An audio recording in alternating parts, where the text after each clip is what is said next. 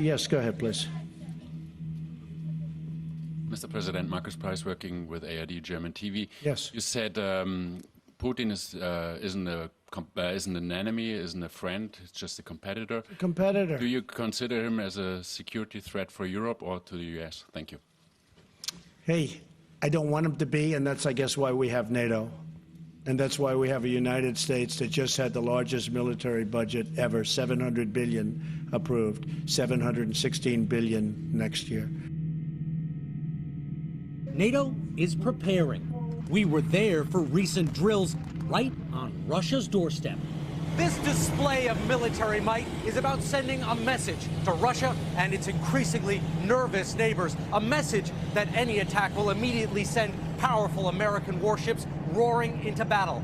NATO admits it has an over-reliance on the United States for its funding and resources, but tonight allies fear President Trump's constant criticism over costs is just the beginning. NATO is obsolete, it's old, it's fat, it's sloppy. I think President Trump is fundamentally undermining the transatlantic alliance. He questions the value of the alliance. That makes many nations worried, especially small ones close to Russia. In Latvia, volunteers are joining the National Guard in record numbers. And in Norway, a hit TV show imagines a future under Russian occupation. That may be a stretch, but for many in Europe, NATO is seen as more vital now than ever. Richard Engel, NBC News. Russian air and sea activity around UK waters has increased dramatically in recent years. It is back up at Cold War levels, and it is getting worse. This is a resurgence that has come very quickly. It is an intensifying resurgence of capability and scale that we didn't necessarily see coming maybe 10 years ago. In his first major television interview, the First Sea Lord told me how the Royal Navy is now establishing an official joint area of operations in the North Atlantic. It will make the region a priority for Britain's armed forces, meaning ships and planes are deployed there much more regularly in future. One of their tasks will be to protect the vital undersea lines. We are aware that the Russians have the capability to detect and work on those cables, and of course they're doing this in very difficult environmental conditions of very great depth. It's not easy to work out exactly what's going on. An estimated 97% of global communications are transmitted by these fibre optic cables.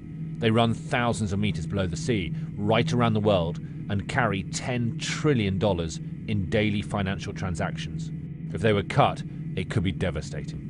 The very fact that they are going to where we know the cables are and are using vessels that are coming away from the mothership in order to get close to the cables is a sign that they are at the very least surveying them and potentially looking to be able to do operations more than that. NATO leaders meet in Brussels this week. Russia and the threat to Europe will be high on the agenda. The alliance's original founding role, securing the North Atlantic area, is once again the major priority.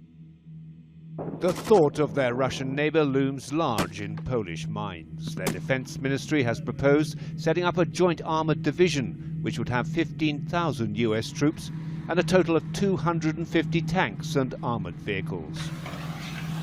They say establishing such a force will present an unequivocal challenge and deterrence to what they described as Russia's increasingly bold and dangerous posture towards Europe. The Pentagon is reported to be actively engaged on costing the plan, but Moscow has warned it will retaliate against any NATO expansion on its western flank. Oh my God, this is the dream of all military people, including me, and I believe many Polish citizens. For the last 30 years we were dreaming about it, because since we joined NATO, we felt kind of like a second-grade member, or second-grade member of the alliance, because we could not have permanent or even temporary NATO bases here. The monuments in Warsaw marking the Second World War show all too clearly why the Poles want to shelter under the wings of Washington. 6 million of their citizens died, most of them civilians, under the successive occupations by Nazi Germany and the Soviet Union.